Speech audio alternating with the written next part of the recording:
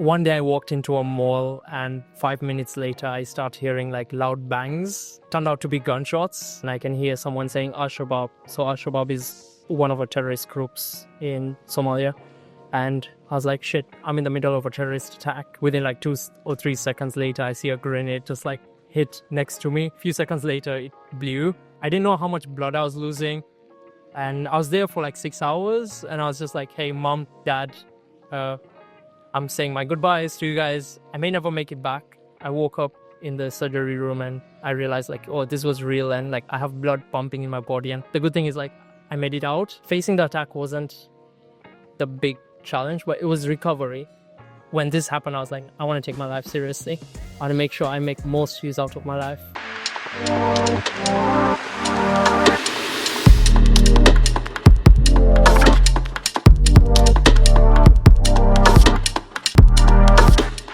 So my name is Bhavya Barot. I'm from Nairobi, Kenya. I am 28 years old, and we're building an AI-first CRM for financial advisors in the States. What inspired you to work on this startup? I have a background in building ERPs and CRMs. That was my first business. And then I bumped into my co-founder and he told me, hey, have you checked the CRM space out for financial advisors? We started digging into it and then realized like, oh, the technology is old and the tech stack is really bad. Yeah. They're using software of 20 years old. So there was space for disruption. And that's why we decided to jump on it. How did you go from having this idea, finding your co-founder, but then actually executing on it? Because a lot of people have these great ideas. They want to disrupt different sectors and industries. But what was your process of actually executing on this? The journey of finding a co-founder has been a roller coaster. I've been joining accelerators, but then my best way to find a co-founder was through traveling. I met my first co-founder when I sold my first company, and I was traveling around and bumped into him during dinner. And my second co-founder, my current co-founder, I met him at a hostel, and we were traveling around Indonesia. Then we traveled to Malaysia and we bumped into each other, and we were like, hey, I'm looking to starting a company. Are you interested? And that's how we got into it. Why do you think the co-founder or having a co-founder is so important? The entrepreneurship journey is very lonely. I've sold 2 companies where I did everything by myself, but I had a team of employees. But you always need someone to rely on. And having just a co-founder who you can bounce off ideas is such a big advantage. Also, you don't want to feel alone during the journey. And especially during the initial days, having 2 people put in the effort compared to 1 person goes a long way. What do you think are the most important attributes of a co-founder? Because I've heard it's like getting married. I think it's more like, yeah, exactly what you said, getting married. You have to be able to like have resilience, grit, determination. Work ethic is very important for me. And just like openness, open-minded, being willing to learn. So yeah, you don't have everything figured out. So it's a journey and you're figuring it out together. So you're 28 now. Yep. You've sold 2 companies? Sold 3 companies. 3 companies? Yeah. Okay. And this is now your 4th? This is my 5th, actually. Okay. What happened to the 4th one? It was a project in France that we started. That's my ex-co-founder who I met. Okay. And we applied to an accelerator, went through the accelerator. Okay. And I couldn't get visas, so we had to part ways. Right. Okay. So that brought me to Asia, because as a Kenyan, it's easier to get visas across Asia. Gotcha. Yeah. Okay. So you're 28. You've had 5 startups. 3 have been sold. Yeah. The 5th one you're working on. The 4th one didn't work out, not because of the idea, but just because of visas. Yeah. Firstly, did you always know that you wanted to do your own thing and have startups? Entrepreneurship has been a bug since a child. Like, I needed to make money, and just to buy sweets, you need to like figure out how to go around it. So when I was a child, I'd buy sweets and sell it off at a higher price to my classmates. I had a background in tech, so I loved computers. So my teachers would ask me like, hey, can you fix my laptop? And I'll charge them something. Okay. So there was always that bug of entrepreneurial spirit in me. And then while I was in university, I didn't have a computer at that time. So I was like, you know what? I need to figure out how to make money. And I started a business, which is one day I was like, you know what? I want to start a company. And one thing led to another. I asked my receptionist at the university, hey, can I talk to a lawyer? And she's like, hey, we don't have a lawyer in university, but we have a law teacher. And like, okay, where is he? And I just went upstairs, told him I want to start a company. How much is it going to cost? Right. Okay. He said like, it's $200. I was like, okay, fine. Give me a week. I'll arrange the funds. So at what age were you? I was 17 at that time. So you're 17 Yeah. and you started your first company at 17. Yeah. What was the first company? I used to build ERPs and CRMs Okay. for large enterprises. And it happened by luck. Actually, what I realized is like, I used to go to events at that time, and I realized like some of these guys always complained that we hired a company to build something for them and it never worked out, or it takes too long. And I'm like, hey, it shouldn't take you 3 months to build a website. It's like 2 weeks job. Or ERP takes like 2 years to build. And I was like, no, that doesn't make sense. Because like I do it myself. I know how long it's going to take. And that's why I decided to jump on that gun. So by the age of 17, you were already building ERPs Yep. for other companies, just as freelancing or... Yeah, it was as a solopreneur. Yeah. My first client was actually Samsung. East Africa. Yeah. So that's quite a first client to have. Oh, yeah, it was...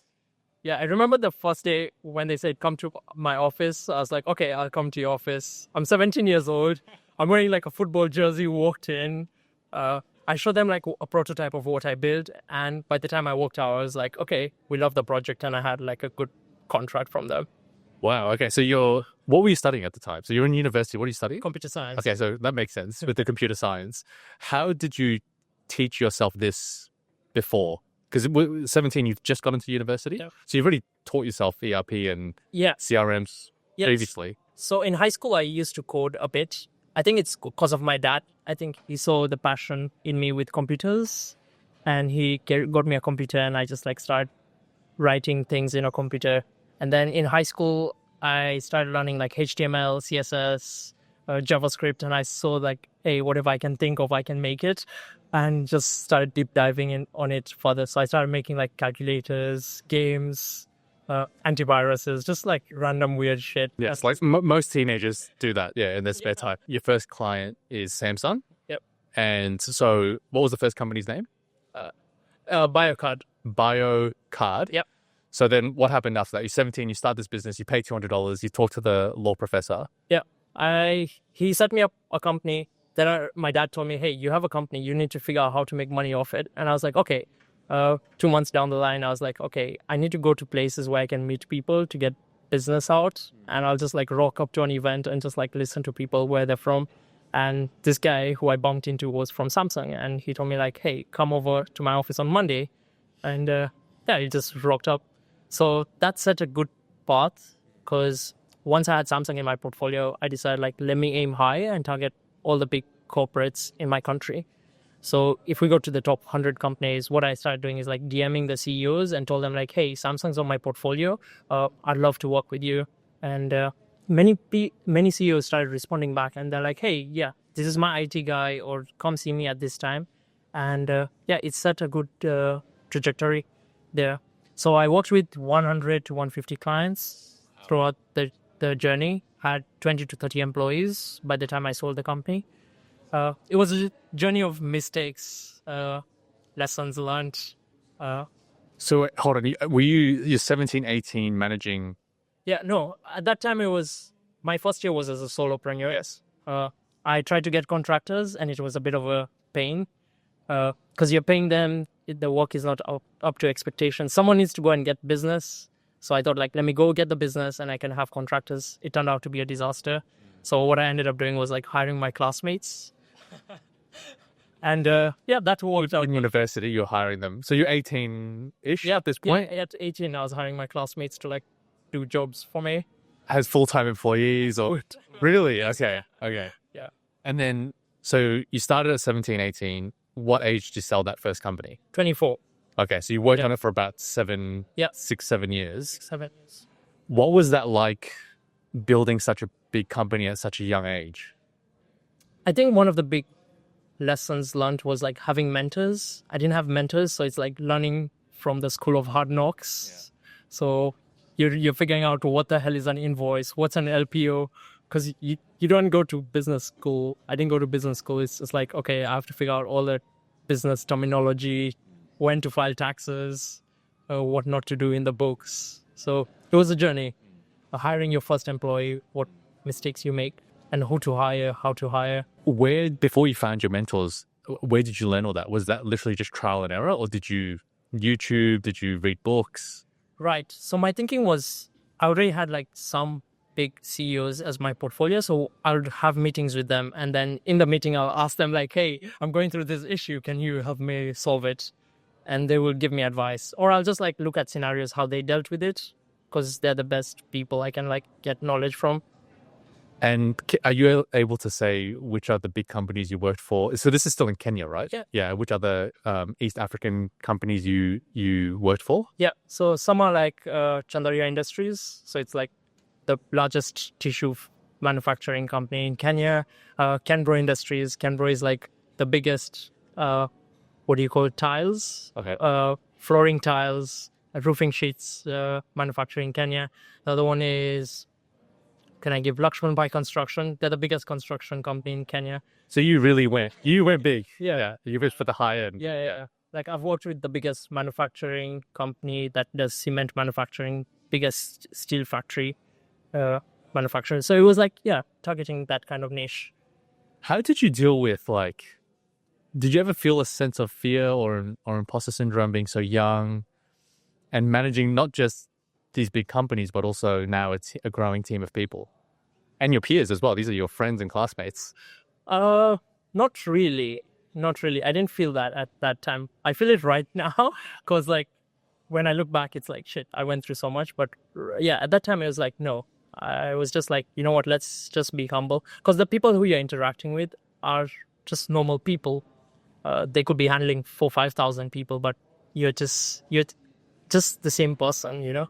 If you could go back and tell your 17-year-old self, which I never thought I'd utter those words, starting your first business, what would be the skills you'd say to your 17-year-old self, hey, you should learn this a bit earlier? Non-technical. Building the right relationships. Just like making sure you have the right friends around you. Picking the right friends makes a big difference, and getting a support system. I think, that's very important. I wish I put more effort in building relationships at that time. It's a lonely journey and you need a good support system. So when you're stuck on problems or you're going through problems, you don't know who to reach out to, and having friends or just your peers at that time would make a big difference. And just, bouncing off ideas, because like if you talk to a therapist, they will just listen to you, but like friends have best interest for you. Or if things are not going well, they can reach out, and that made a big difference. So how have you cultivated that group of supporters, being 28 now and on to your 5th company? That's a good question. So what I did is I got into startup accelerators, incubators, and I realized like that's one of the best places to find people who want to start businesses. So I started hopping around countries, trying to like explore the startup ecosystem. Because if you're trying to start a startup, you have some sort of mental disorder that you want to start a startup. It's high risk. And being in those ecosystems, you meet as many people as possible, and then you see who you vibe with, and maybe not today, you'll start a startup with them. Or if I'm going through issues, I can call them no matter where they're in the world and just ask them for assistance or advice. And then coming to the sale of your first business, how did that come about? And what was that experience like? That was quite a journey. The thinking was like, I'm 24. I wasn't enjoying what I was doing. So it was, do I see myself doing this for the next 10 years? Because I was dreading to go to work every day in the morning. Like I didn't have anything to do. Everything was like managed by my team. But the thing was like, I'm not enjoying what I'm doing anymore. So I had a mentor who was a partner at KPMG at that time. And she told me like, these 3 companies that you're managing could be holding you back because it's taking mental space from you. And at that time, it was true because like I was thinking like, how can I 10x this? But the market was not big enough.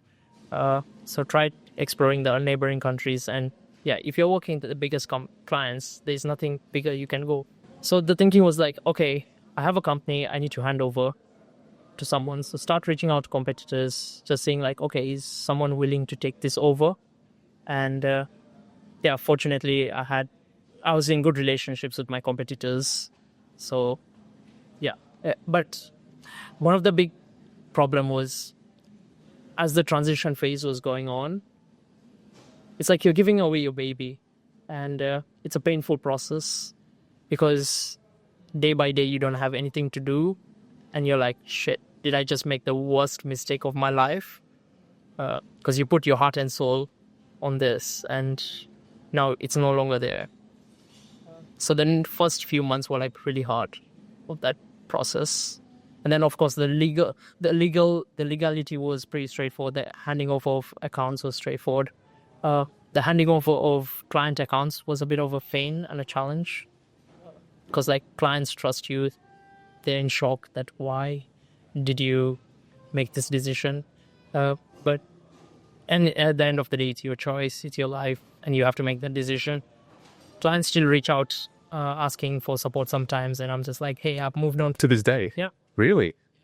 I've moved on, and looking for something bigger. You said that you talked to a mentor, and she said that these 3 companies are being a bottleneck? Yeah. So you already had 3 companies at that point? Yeah. Okay. So I started the first one at 17. That was the software company. And then 2 years later, what happened is, since I have developers on my payroll, many of these clients asked, hey, can you build websites or can you do social media? And I was like, okay, that's an advertising business that I have no clue about. I just said yes. And I was like, I'll figure it out along the way. So got into that and just like figured it out. So started hiring like content marketers, copywriters, graphic designers, again, like classmates who are in like just in a different faculty. Yeah. So just started getting those guys. Yeah. So got into advertising because I could leverage my existing clients and my existing networks to sell advertising services. And then my last company, the third company, was in event ticketing. I met this random DJ and he's like, okay, hey, like event tickets are manually being done. So you had to go to like shops to get the tickets. And I was like, oh, why is that not digitized? And like one night I just like sat on WordPress and just built up a website. And the next morning we were selling event tickets. Really? That quickly? Yeah, it was just like a hacked up way to like just get things up and running. And then of course, like as soon as customers started using it, we were like, okay, we need to fix this bug. So there are issues here. And yeah, it's still running to this day. So what's the name of the second company? So this is the agency you mentioned. The agency is called LXR. Yeah. How do you spell it? Letter L, letter X, letter R. LXR, okay. Yeah. And the third company? E-tickets. Okay. Yeah. E-tickets, intuitively I understand that one. How did you come to the naming of the first and second company? Again, young, naive, stupid. So it's just like, at that time, was running a project called, my thinking was like biometrics, if we can use biometrics to scan identities like passports and IDs. So it's like, okay, bio card, and there's a biometrics cards, bio card. And then LXR was like from the word luxury. So like if you remove the letter, the U's, the L, the X, the R. So that's where LXR came from. Right. And e-tickets, we found a domain that's available and we're like, okay. And e-tickets was available? Yeah. Oh, wow. So really no one was looking at digitizing ticket purchases? In Kenya. In Kenya. Yeah. We'll get back to the podcast in 1 minute, but I just wanted to let you know the sponsor of this week's episode, which is me.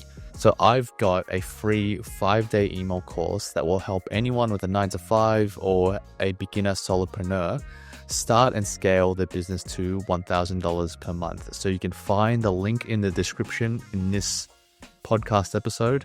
Click on it. It's free to sign up. You'll get 5 emails from me teaching you and walking you through how to start your one-person business and make your first $1,000 per month recurring. So I'll see you there, and thank you for listening to this episode. At this point, you're 24. Yep. You have 3 companies that they're separately incorporated, and now you're running, and you're the CEO of all 3. Yep. What was that process like? Because you sold the first one. Yeah. You got 2 more, and you said you sold the second and the third as well. Yes. So how did that go over the next couple of years? So I sold them around the same time. It was just like, this was June 2021. And I was like, okay, I don't think my life's going in the right direction. So I started talking to like competitors. So the e-tickets, I had a co-founder and I told him like, hey, I'm going to start transitioning myself out of this company and start handing him over everything. So sold my shares to him. And the other two companies went to competitors. And I was just like, yeah, I started having conversations with whoever wants to take over the companies. And having the portfolio and the clientele that I had, it was a luxury to like. I mean, it's a no-brainer. Yeah, it's the biggest companies in Kenya who wouldn't buy the company off you. Obviously, they're in the competitor sense. It was two different companies that bought the BioCard and LXR. Correct. And then you sold that to another founder. Right. Your co-founder. Yes. Okay. So then you're 24, and then when was the fourth company born? So I started traveling. I didn't know much. Like I felt like all my life I'm just like working 24/7. I was like, it's time to take a break. So I decided to travel. And it was in March, towards March, I started traveling around. And in June, July, I bumped into my co-founder. And we were traveling at the coast. So I was traveling across East Africa at that time. And I met him and he's like, dude, you're smart. Do you know there's this thing called startups? And I was like, what's a startup? And he's like, oh, you can raise funding from investors and investors give you money to like, build a business. I was like, wait, all the companies I started was from ground up with zero money, like literally no money, bootstrap my way to where it got. And I was like, if I have like $2 million in the bank, I know how fast I can scale. And then I told him, like, I may be dwindling on some ideas. So I kept traveling. And then in August, I reached out to him and I was like, hey, is this idea that I've been itching on? Do you want to meet and just like walk me through how the startup scene operates? And he's like, yeah, sure. We met. I told him about the idea and he's like, okay, give like 2-3 weeks and try to run experiments. 2-3 weeks later, I like got the 3 biggest insurance companies in Kenya. So I just reached out to the CEOs and told the CEOs, hey, I'm sensing a theme here in how you build your companies. Yeah, go big. Yeah, go big. Reach out to the influential decision makers because you don't want to deal with everyone else in the organization because there's too much politics. Just reach out to the CEO. They'll always be happy to like help. So I reached out to these guys. They told me like, yeah, let's run experiments. So we started running experiments on that. And for 3-4 weeks, I was just running experiments on my own. And my co-founder is like, hey, you're moving faster than the startup I'm working at. Do you mind like if I can join you? And I was like, yeah, sure. Just so he jumped ship on part-time basis with me. That company, what problem did it seek to solve? So at that time, the idea was, with the agency, I got an insight that we can generate leads for fintech companies or financial institutions. And I realized like if we generated leads with our money and charged them a commission of every deal closed, we will make more. It will be more profitable. So we started doing lead generation for insurance companies and mortgage brokers and the financial space. And it kind of went south because what we realized is like we're generating leads, but the deals are not being closed. And we realized there's something wrong here. So we started jumping on calls ourselves and found out like people are interested in closing the insurance policies. So we're like, what if we can help them train better, improve their conversion rates? And that idea was like something we stuck on. And that was the idea that, my ex-co-founder got funded at. So it was more of a sales training. Yeah. Okay. Sales training for fintech, startups, insurance companies, mortgage brokers. Correct. We started with an idea, pivoted along and just found something that stuck. Right. And in that company, because you couldn't get a visa, you had to exit. Yeah, I had to leave the company. Because the thinking was like the market is in France. In Kenya, the market's too small. We're already working with the biggest insurance companies. So we were like, to be fair, like one of the accelerators in Nairobi rejected us. So my co-founder applied. They rejected us. So they had an office in France. So we applied in France. We got in. We got funded by them. So I couldn't get visas. Then I was telling my co-founder, like, if the market is in France, there's no point and I'm not going to get a visa anytime soon. Let's just part ways and go on our own ways. So by the end of the fourth business. You've had to exit the startup because you couldn't obviously get a visa. Yep. What age were you there? I was 25 or 26. So this was 2022? 2022, yeah. Yeah, 2022. So now we're on to your fifth company. Yeah. Walk me through that journey. So couldn't get visas. Then I was like a bit sad. And I was like, okay, you know what? Let me go travel a bit. So went to travel. And then I came back. And what happened was like I told the partners at the accelerator in Nairobi that, hey, my visas got rejected.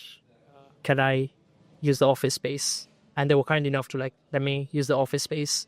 So I had the opportunity to like meet all the founders that funded that were funded by the accelerator in Nairobi. Started understanding more on the ecosystem. So I spent 6 months or a year there, just like trying to understand how the VC landscape is. Is Africa a place that you want to build a startup in, the struggles and the challenges they're going through? And also I was advising some of the startups because I've been through the journey a couple of times and I understand like how to go around it in terms of like taxes, client acquisition, hiring. I understood all those things. But then the question was like, do I want to build in Africa? So I talked to my co-founder at that time and we were like, okay, I can join as an employee in his startup in France or as an intern so I can get the visas. The other option was like they had a headquarters in Singapore. And I was like, okay, should I apply to Singapore because it's visa free for Kenyan citizens? So I applied and got in. But this time I didn't have a co-founder. I was looking for a co-founder. And it's one of the best places to like find a co-founder. Singapore. Yeah. So what they do is like they get 100 smart people in one room and just like bounce ideas and figure out how to start a company. So yeah, that brought me to Asia. And then, I didn't get a co-founder from the 100 people. I met some amazing people who I'm still friends with. They told me go to India. So I was like, okay, let me take a flight and head to India and see if I can find a co-founder there. And they have offices in India. So their cohort in India was ending. Unfortunately, I didn't manage to meet anyone. And the India guys told me, hey, go to Bali because Bali has a tech scene. And I was like, okay. Took a flight, came here. And that's where I bumped into my co-founder. That's an amazing story. So one of the questions I ask every guest is, what were some pivotal moments or challenges that pushed you along in your business journey? That's a good question. My most pivotal moment was a blessing in disguise. So one day I walked into a mall and 5 minutes later I start hearing like loud bangs. And my thinking was like, oh, they must have dropped something or there must be fireworks in a mall or someone's popping balloons. Turned out to be gunshots and I'm just hearing gunshots in the mall. And I was in the supermarket and I can hear someone saying Al-Shabaab. So Al-Shabaab is one of the terrorist groups in Somalia. And I was like, shit, I'm in the middle of a terrorist attack. And what do I do? So there was a fire exit near me and I decided like, let me break the fire exit. And this was like the moment that defined my life. It was like whether to go up the fire exit or down. Without realizing, I went up where upstairs was the worst case that happened. So I was someone said like, hey, it's a bank robbery. It's all going to be good. Let them rob the bank. And I was like, okay, fine. So everyone was crowded in like one corner. And I decided like, okay, let me just go at the back totally. And within like 2 or 3 seconds later, I see a grenade just like hit next to me. And I just see a grenade on the floor. And I was like, I think I've seen this in games. And a few seconds later, it blew. And then what happened was like, I didn't know how much blood I was losing. And I was there for like 6 hours. And I was just like, hey, mom, dad, I'm saying my goodbyes to you guys. I may never make it back. So I was bleeding for like 6 hours. Didn't realize like, okay, what happened to me? But at that time, I was like, hey, let me just stay awake. I have to stay away. Rescue will come. And it was just like, give my goodbyes. In case anything happens, they know I'm not coming back. So I stayed there for like 6-7 hours and I hear ambulances coming in. And I started shouting for help. I don't think they heard me. So I was between two cars, lying down in like a bathtub of blood of my own. I couldn't stand, I couldn't sit, I couldn't move. And I started banging the door. No one's listening in. Then I was like, let me use my phone and play music with my phone. So I had a song of Calvin Harris and I played his song, and 2 seconds later, like a first aider comes to me and he's like, hey, what's your name? What's your emergency contact? I was like, great. At least someone's seen me, that I'm alive. I was getting unconscious and conscious throughout, and it's just like, stay awake. Got me to an ambulance, took me to the hospital. And then the next time I opened my eyes, I see my mom. I asked my mom, like, hey, is this a dream? Mom says yes. Then I was like, okay, it's a dream. I'll just go to bed. It's okay. Then a few hours later, I realized, like, I woke up in the surgery room and I realized, like, oh, this was real. And like, I have blood pumping in my body and like scars all over, and that's stitching me up. And I was like, oh shit, I did go through a terrorist attack. But the good thing is, like, I made it out. But the journey of the attack, facing the attack wasn't the big challenge, but it was recovery, because it taught me how to be patient. So my entire nervous system broke down. I couldn't move my hands, my legs. I couldn't even sit like this. So I was in bed for like 3 months. Learned how to eat food and drink like a normal person. So that took a while. And then like started walking, started like climbing stairs. So it took a journey, and like I was in crutches, wheelchairs, graduating through, and everything was like unexpected, because like I don't know if I could walk again. I didn't know if I could eat again, and it was just like, yeah, let's take it one day at a time, be patient, and just like let it be. So it took 2 years to like learn that, hey, I should take my life very seriously. I have one life and I want to make most out of it. So most of the time I think, like, if I'm 80 or 90 or whatever age I am that I'll die, I want to make sure I've lived my life to the fullest, because I've been at that point, and yeah, I know what it feels like. So yeah. Wow. What age were you when this happened? So this is in between all the businesses? No. This was at like 16. Okay, right. Okay, so you're still a teenager at this point. So this is before you even started your first business. Yeah. Do you think that was a big catalyst for saying, okay, I'm just going to do this? Yeah. So what happened was, like, in high school, I was just like messing around. I was like, you know what, it doesn't matter. But then when this happened, I was like, I want to take my life seriously. I want to make sure I make most use out of my life. I could see why when I said you don't fear or uncertainty or imposter syndrome. I understand that now. I get that. Yeah. Okay. Wow. What a story. And that's what just propelled you to keep going, to live your life to the absolute fullest. Yeah. Because the thing is, like, if you're faced death, you shouldn't be scared of anything else. What else can come worse than death? And not even just death, it's also what you went through. Yep. Which is probably one of the most traumatic things a human being could go through. Yep. I got there. I'm lost for words. Wow. So it took 2 years to recover. Yep. To walk like a normal person without crutches. So you missed schooling for that? I attended school on a wheelchair and crutches. Okay. So yeah. And it was such a messy situation, because like when everyone goes for break, you're like, I'm on a crutches. Do I want to go to the canteen? Because it's like a mission. I remember like getting back to uni, and I was like, I have to climb those stairs to go to the computer lab. And I was like, it took me like 5-10 minutes. And I was like, everyone else is walking, passing me by. And it was shit. It's really shit. And you can't play sports anymore. So like I used to be a big football fan, and that died off. I had to look for alternatives. But it brought me to dancing and salsa. Hey, that's jumped into that. Could be better. Yeah. Well, I'm so glad we talked about this. Yeah, this is awesome. Thanks for sharing. Yep. That's a crazy story. Anyway. Wow. Well, are there any other stories in your life that you felt were like pivotal? I don't know. I don't know, but there are quite a lot. Everyone is like different on its own level. It's like working with the most powerful person in Kenya or Africa was like a big impact. Like, you're a 19-year-old kid, you're meeting like one of the richest guy in the country, and he's treating you like an ordinary person, and you just realize like, oh yeah, no matter what, how high or how low someone is in an organization, how rich or poor they're, like everyone has the same journey. The guy struggled with, like, he didn't have shoes when he was young, so everyone's going through something, and like everyone has their journey. Yeah, there are quite a lot of things. What I want to jump to, these are shorter, quick fire questions. Okay. So I'm generally not going to follow up with another question. Okay. So you can take your time answering them. But in terms of your journey, you've gone through various iterations of different business models, businesses, and places where you've lived. How did you handle the uncertainty, the fear, the self-doubt that inevitably comes with a journey like that?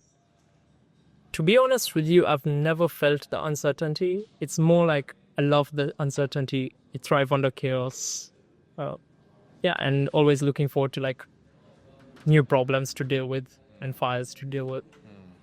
So it's not that you don't feel uncertainty, so you feel it, but you just have a different response to how you react to it. Yep. What's something that you valued 5 years ago that you no longer value now? Money. Go on. Yeah. I think money is a tool. Relationships are more important. Building the right relationships can go a long way. And while I was traveling, I realized I was not happy. And the relationships are the ones that kept me happy. Because I had the money, but I was not happy. So, yeah. But yeah, you need to be at a certain level to like feel that money is not going to take you to places. What's the most valuable skill you needed as a solopreneur/startup founder? Relationship building, communication skills, and confidence, I think. What's the biggest mistake you see most startup founders make? I think they jump to fundraising quickly. Everyone's like, go chase the VC money. But you have to think as a traditional business, can you sell the product? Can you build it? Can you make money out of it? If those three things tick off and they make sense, then think of fundraising. What are some emerging trends or technologies that you're particularly excited about? And how do you see them influencing your startup? I think AI is interesting, very interesting, but I think it's still very early days. It won't take like 2-3 years to see use cases. Of course, we're seeing what's happening with like image generators or content, AI for content, but let's see what happens this wave of AI. And for sure, we want to jump on this wave because this is the best time to build a startup or a startup business. So with the startup you're currently working on now, how are you looking at AI or embedding AI into what you're building? The thinking is like, since I previously built CRMs and ERPs, the problem is like you have to do data entry. There are too many buttons to click on. It's like you're navigating so much. And if we can just have AI do everything for you, listening on the conversations, chat with you, you can update it like just over a voice call that, hey, I closed a deal with John Sally, and it updates the sales pipeline rather than you clicking hundreds of buttons to like update, I closed a deal with John Sally. That will go a long way. And just like having AI focus on the mundane tasks when you can focus on your business and closing more deals.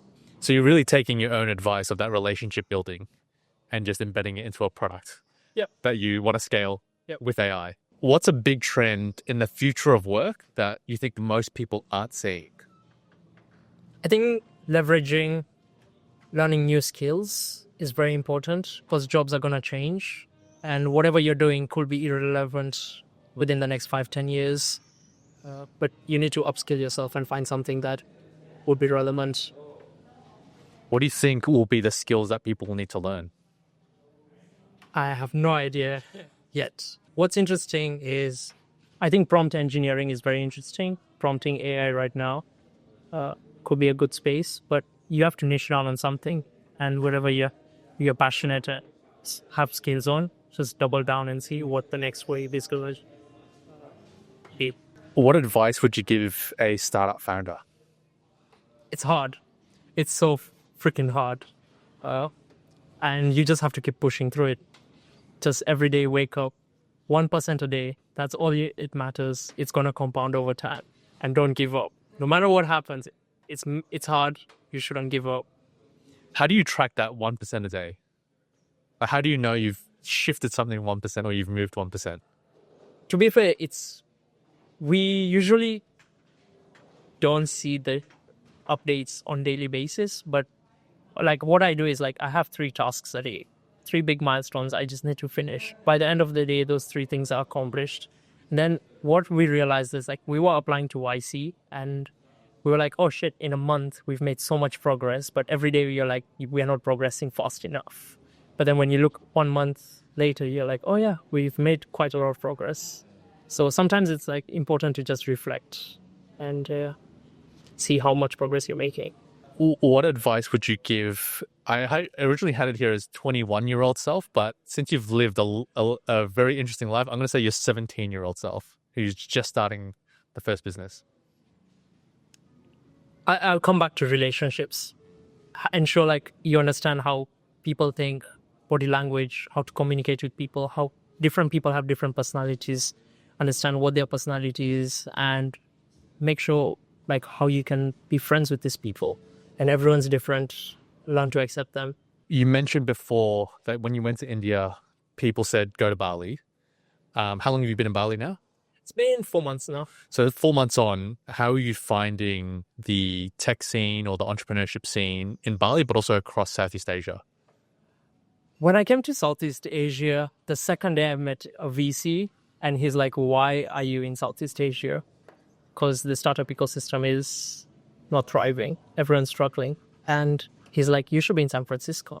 I was like, holy shit. I traveled all the way here just to be in the wrong ecosystem.